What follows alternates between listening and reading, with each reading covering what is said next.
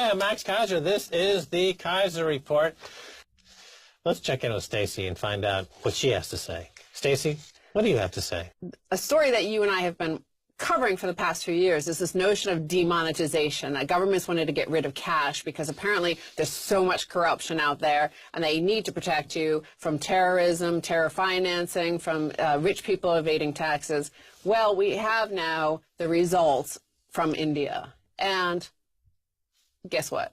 It's been a disaster. Modi's anti-graft drive hit after Indians return 99% of banned notes. Indians have deposited nearly all the currency bills voided by Prime Minister Narendra Modi, denting the central bank's profit and dealing a blow to his drive to unearth unaccounted wealth. Banks have received 15.28 trillion rupees, which is about $239 billion, or 99% of the currency invalidated. The Reserve Bank of India said in its annual report last Wednesday. The government had initially estimated about 5 trillion rupees wouldn't be declared following the sudden move on November 9th, indicating that this was cash stashed away illegally to avoid tax. The cash ban prompted the central bank to print new currency, reducing its profit and cutting annual dividend payout to the government by half. They had expected to make a huge profit on it because they thought these 30% of the currency outstanding was being hidden or laundered or used for terror financing, so nobody would turn it in. These bad guys wouldn't turn it in, but they did. So let's go over what, from another headline from Bloomberg, what was expected and what failed to happen based on the theories from the White Tower called The Economist, where the economists live, this high tower where they think they know better than the rest of us.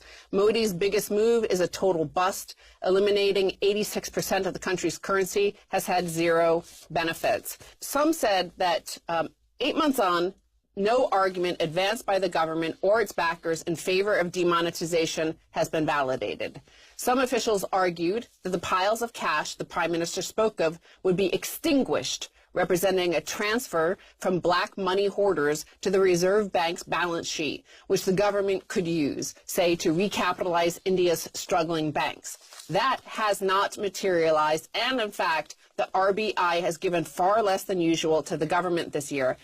So again, another claim they made, and then the exact opposite happening. We're going to go into now. Some said that counterfeit currency would be exposed. In fact, it's less than 0.0007% of the cash taken in. The Prime Minister himself argued that demonetization would, quote, break the back of terrorism by cutting off sources of funding. Instead, this has been among the bloodiest summers for Indian security forces in Kashmir. This week, Jaitley, who is the finance secretary, argued that the move would change Indians' behavior, encouraging them to use digital payments instead of cash. But as I've pointed out in the past, demonetization is the exact opposite of what Cass Sunstein would call a nudge. Now let's look at some of the consequences, Max. Exactly how disruptive was demonetization? Well, it may have eliminated over 5 million jobs. It certainly ensured that growth slowed. For weeks, hundreds of thousands of small businesses struggled to find working capital. Many of them may have gone out of business permanently. There was so little cash that agricultural prices crashed, and as a result, protesting farmers began the demand that their debts be written off. The government may give in, with dreadful consequences for India's fiscal position. Okay, so those 5 million jobs lost. Okay, a lot of people are going to be dead.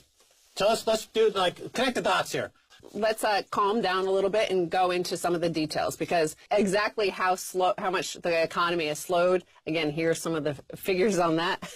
A raft of economic data since the note ban decision have signaled that the $2 trillion economy was hurt by the cash clampdown, raising fears that the economic growth would stall. Growth in the quarter ended March 2017 slowed to 6.1% from a year earlier. It expanded 7% in the previous quarter. Chomsky has said it's manufacturing consent. If you put voters in the front of a TV gun with nothing but garbage, they're going to do stupid things. Watch it, learn something, come back, and then unlearn it. Okay.